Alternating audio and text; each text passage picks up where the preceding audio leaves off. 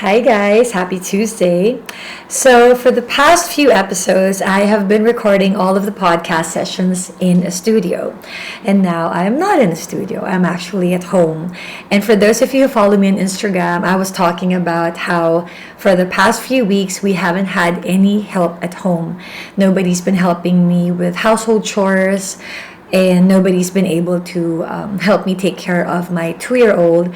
And so I had to do all of the housework and I had to balance work, doing all of the mom duties and balancing everything. And it was so difficult for me to find a schedule to film my podcast. And driving in the Canggu traffic, going back and forth between school and home, it was just going to be impossible for me to be able to do that with the little time that I had in between everything. And so I decided the best way for me to continue doing the podcast was just to film everything at home. And I really like it actually because it removes the pressure of having to finish a number of episodes within a short period of time when I'm in the studio. It also allows me to be more comfortable, and what better place for me to be comfortable than home?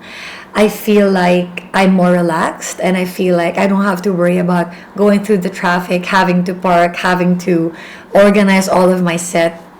I'm pretty much set right here. And so I'm very happy. There's been 6 episodes so far talking about motherhood, raising kids, my experiences as a mother, just giving you a little bit of background about me so that you have a better idea of where I'm coming from and who I am. And so we've talked about all of that, and I've been getting really positive feedback and really sweet words from everybody, and I can't express to you enough how amazing it's been and how encouraging it's been.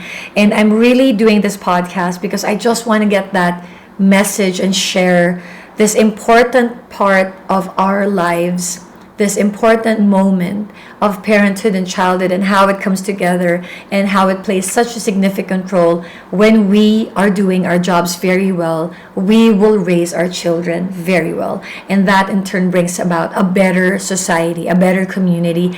It's a domino effect that actually plays such a significant role in time. You don't see it yet, but in the years to come, you will see how the effort that you're making with your children, the time that you're taking to be there for your children, to be present, to be supportive and loving, plays such a big role and goes such a long way. And so let's go straight into episode 7, and we're going to talk about discipline. Now, it's not the kind of discipline that you think. In fact, for a lack of a better word, I am using the word discipline. But we are basically going to talk about communicating your ideas, how to effectively parent, how to effectively get your message across to your children, and don't look at them as subjects or look at them as people who are supposed to follow you or obey you. We are all just human beings existing in a space, and we are called a family.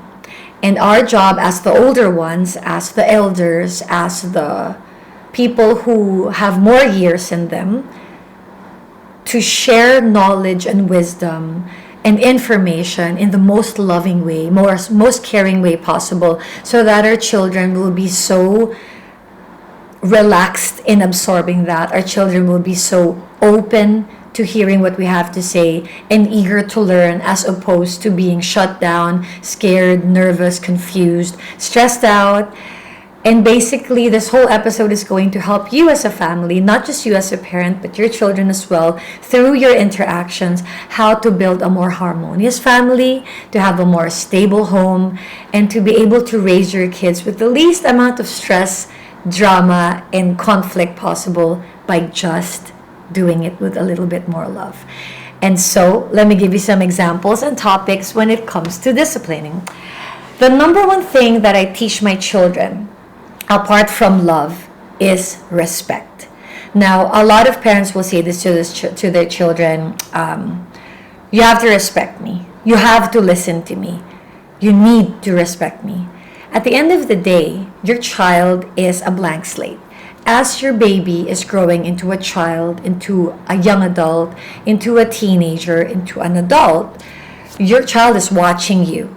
And so, basically, on one hand, you get so many chances to parent and to be a good mother or father. But on the other hand, you really just get one shot children live by consistency. Children like consistency. Children like discipline, actually.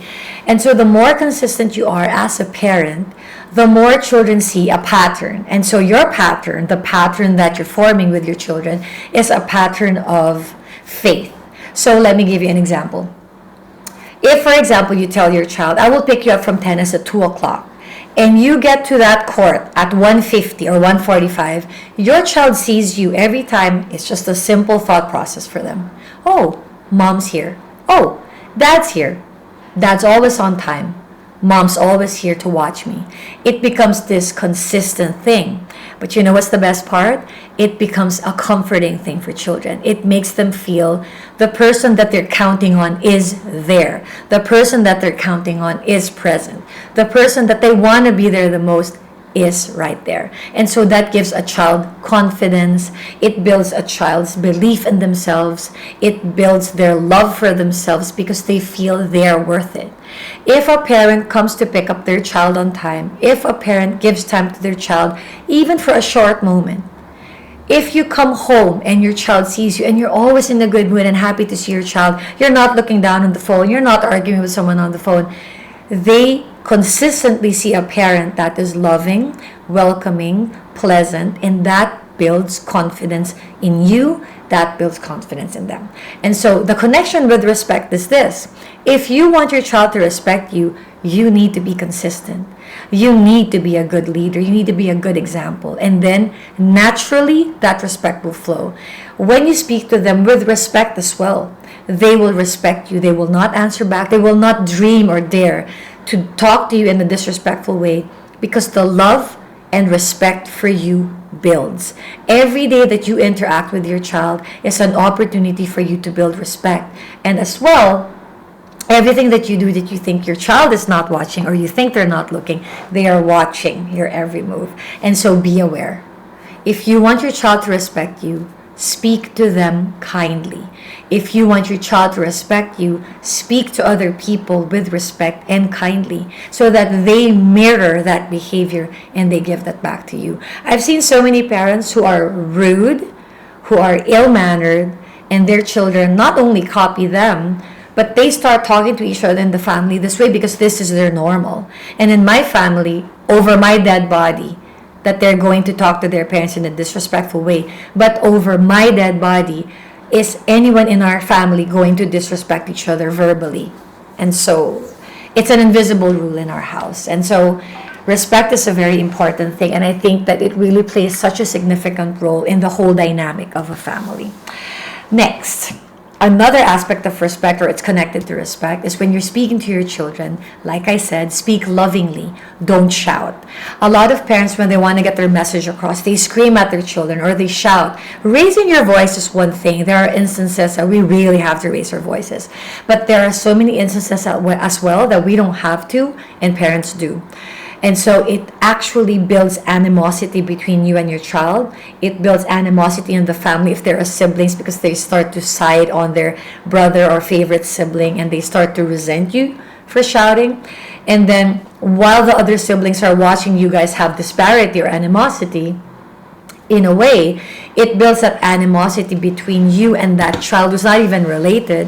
And it's like a domino effect that just keeps on, playing out like a monster that's growing that you can't have any control if you do not put a stop to it. And so, super simple, when you want to communicate, adult or child, don't shout. Try your best to be as calm as you can. You can express that you're upset, and you can say, I'm upset right now. You're making me upset. This is making me stressed out. Notice that I don't say you're stressing me out, you're upsetting me. Because at the end of the day, even if it's true, it doesn't help the situation. I feel that the energies and the mood quells down to a calmer degree when you just talk about the feelings that are happening. It's not against you, it's not against me, but for example, when you break the vase, that's my favorite vase, or when you don't respect my phone and you just bang it the way you want, or let's say you hit your brother, when you say, I'm mad at you for hitting your brother, it's true. But when you say, don't hit your brother, that's not good. You're talking about the situation, you're talking about the action, you're not pointing fingers, because the typical reaction of a person when you point fingers is they're going to feel blamed and judged and guilty. And after they feel guilty, they're going to feel, well, I'd rather just keep acting up rather than be humble and less prideful and just own up to my mistakes. But if you are the example, if you start the conversation in a calm stance, in a calm situation, with this calm feeling, nobody is inspired to be upset. Nobody feels like they have to act out because nobody's getting mad. And so start the situation calmly, don't shout, and say, Atticus, don't kick the dog. Balthazar, don't be rough with the ball. So you're talking about the situation, not, you don't say, you're rough. All the time, the kid's already going to think all the time, well, I'm rough anyway. Or, Atticus, you're so naughty. Don't kick the dog. Every time, the kid is going to think, I'm naughty. But if you just not shout, be calm, focus on the situation, what's happening here right now, don't kick the dog, that is not good. You need to be kind to animals. Don't grab the ball. You need to share with your brother. Simple. And then everybody can move on. Trust me, practice it a little bit and it's gonna work. It's been a proven formula. It works better than people shouting and getting mad and just escalating things too much and heightening the moods unnecessarily. Trust me, you don't need to do that. And then the third thing is, don't call names. A lot of parents are guilty of this, like I said a while ago, you're naughty, or you're so difficult, you're such a brat. When kids hear words like that, they start to believe it. Or even if they don't believe it, because they feel bad, a lot of people will mask that feeling of embarrassment and feeling sad with defiance. And so that's why you find kids that answer back. A lot of kids that are going to detention, a lot of kids that are disobedient. They just need their parent to sit down for a minute and listen to them. A lot of it, 80% of delinquent kids, 80% of children that go to detention, when you really talk to them and analyze, and I've done this in my own experience with kids who are a little bit challenging, from grade school to high school kids that I've handled before, when I was teaching, you realize that the calmer you interact with them, the more you feel that you are listening to them, the less aggressive everyone is around them, especially when they have one-on-one time to express to you their feelings. All these kids want is just to feel love. They don't want attention. Of course, they crave attention. Everybody wants attention. But the true feeling that the kids want to feel is that they are loved. And so, not shouting at your children, not calling them names, not cursing at them, and just dealing with the situation at hand. Don't talk about what they did last time. Don't say, you're always difficult, you're always hard-headed, you're always not listening to me, you're always mean to your brother. It's just reinforcing something in their minds that you are not good.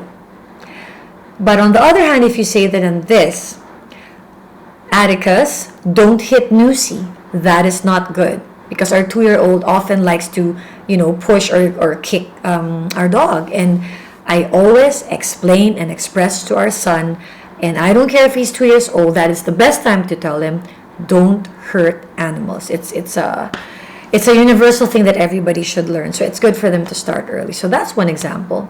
And so when children are screamed at, when children are cursed at, when children hear cussing, and then it becomes part of their normal language, a lot of parents don't understand.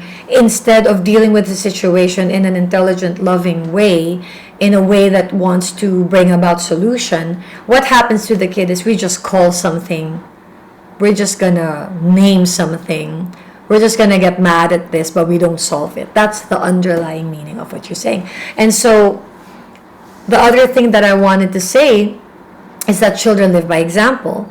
And so one more point to talk about when it comes to disciplining children is you have to live by example. And so you might think this is strange, but some of you may not. If you want your child to listen, you have to listen. If you want your child to behave, you need to behave. If you want your child to be loving and kind, you have to show that, because Children will not learn by words, they will learn by what they see. And so if you're sarcastic in the way that you speak, if you criticize constantly, if you're always mad, moody, unhappy, if you react to every single situation, then your child will end up following your lead.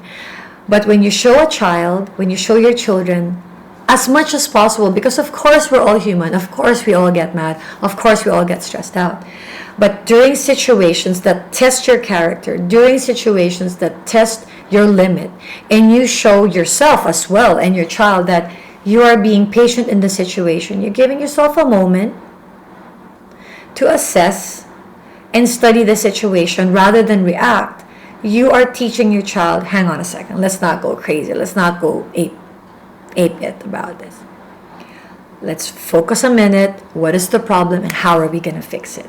And I'm telling you, when you live in a world surrounded by people with the same mindset, it's a dream world. Rather than focusing on conflict or resorting to conflict or being aggressive or arguing and fighting, the first solution becoming very hostile, if you address a situation with quiet and calm and an understanding and trying to balance everybody's sides, everything is going to be so much better. And so trying to breathe in, trying to be patient, being a good example, it makes such a mark in the child's memory, in the child's everyday behavior, and it will affect and definitely, for the long term, create a good characteristic and character in your child. And so it's very important for you to be a good example, to show your example, not just with your words, not just with your thought, and also the way that you speak.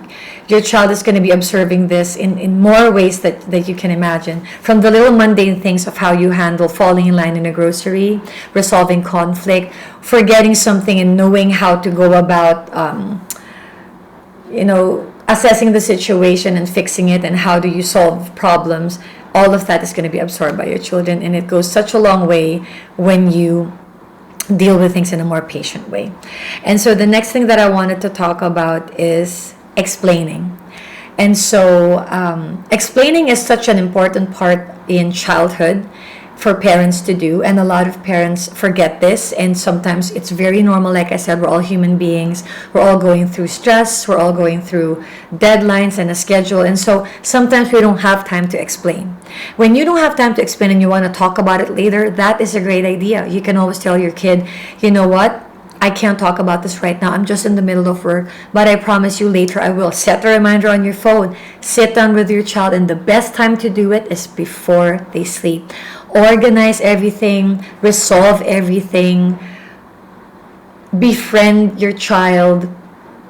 Make sure that before you both sleep that everything is sorted out, because it makes such a difference and it plays such a big part in practicing in your child resolution and resolving things before the day is done. It makes such a big difference rather than growing up to be a person that has a lot of resentment, keeping things inside, not expressing themselves, not communicating the way they wish they would. It just supports a behavior of being more open, being more expressive, being able to communicate your feelings, and that is such a strong characteristic to have that we can share with our children.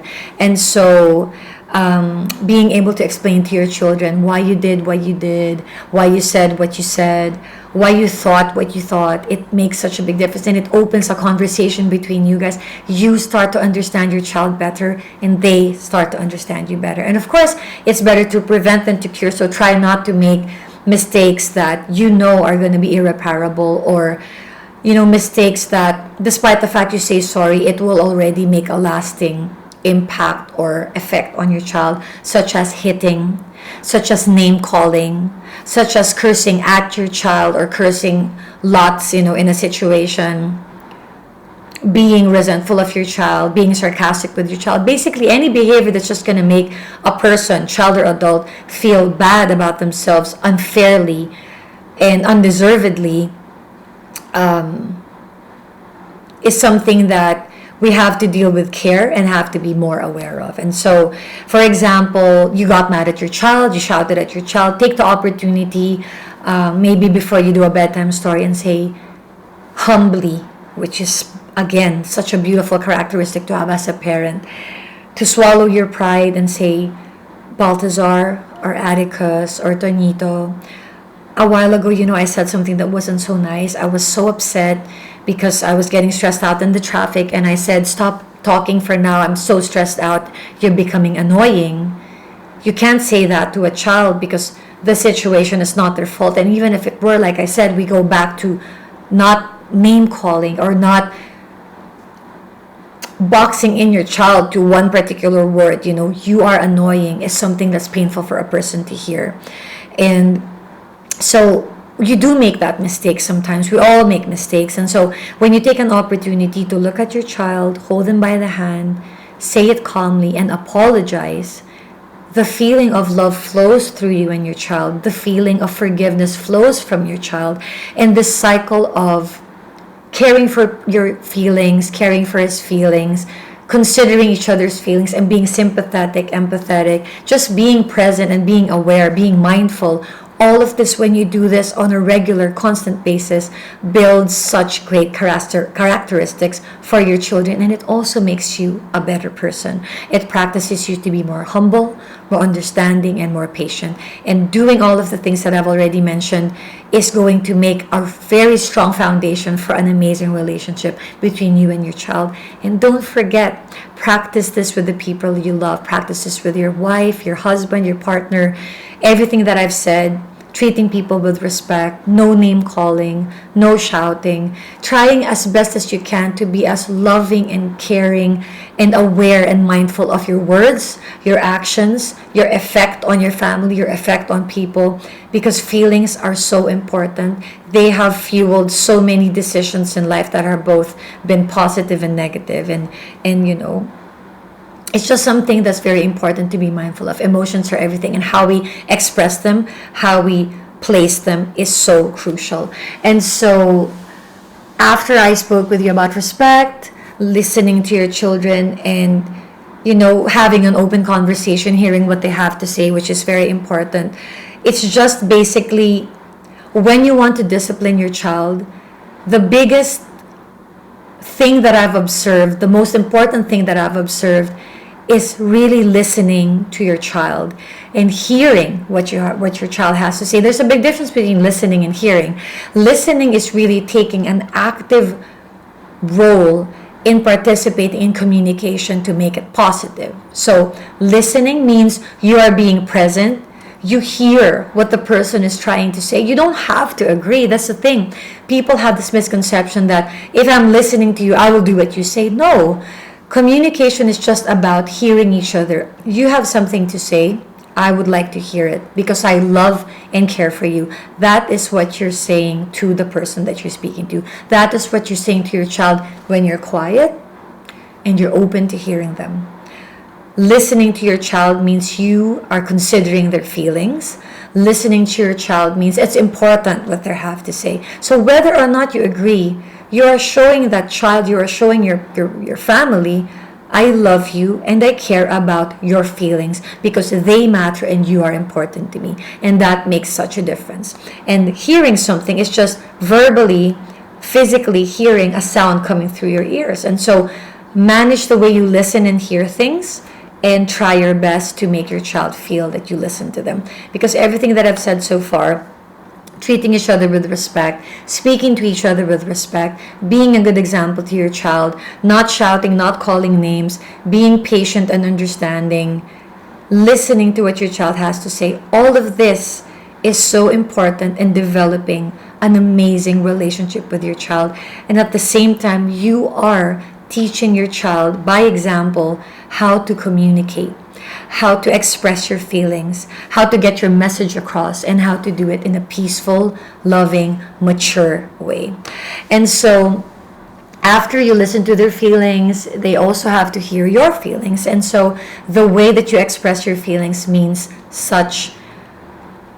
it's like it has such a big impact on children. It means so much. And so you have to tell your child as well, in as much as you are trying to understand your child, in as much as you love your child has to understand you. Your child has to love you, because we're not here to spoil our kids. We're here to get a message across that I respect you, I love you, I am present in your life. You must also practice how to be present in my life, and how to also listen to me as your parent, how to respect me as your parent, because I also play a big role in how you are growing up. So when you stress me out a lot, when you make me unhappy, when you don't listen to me, it affects the way and the quality of the parent I am. And so if your child watches you be a good example and you treat them with respect, they give that respect back to you. There is harmony that's building between you. There is peace and love and ease in communication. They start to respect you. When you communicate with them your feelings, they're open. They also listen and hear what you have to say, because they learned it through you. And so when you tell them, Tonito, I really don't like it when you're late for brunch, or I don't like it when you come to an appointment that we're making and you're late, because a lot of us have a lot of things we have to do and we're waiting for you, and then waiting for you delays everybody, and then the whole schedule gets affected. You just have to be more mindful of that. Leave it at that. Don't go, you're late again, you did this again, you're making us wait, you're ruining my day. It's just not helpful. Just focus on what's helpful, focus on what you need to talk about, and move on. Or for example, you say, Atticus, I really don't like it when you hit Baltazar. This is Baltazar's toy. You have to let Baltazar have his toy, and that's not good. When your child sees that you're not shouting, and you hold them, and you explain, and you touch them, and you speak kindly, and you show them love when you are explaining to them a situation where normally there's reprimand, normally a child would be punished or scolded, and you just explain. Can you imagine being that child and somebody says to you, Paz, please don't kick the dog. That's not nice. You're hurting the dog. The dog is your best friend. The dog is protecting our house. The dog is not doing anything to you. Animals are there to be loved, and they're not there for us to hit. Okay, Paz? And what happens is, the child becomes receptive. Nobody's shouting at them. Nobody's making them feel bad. Nobody's making them feel belittled. They just have to listen.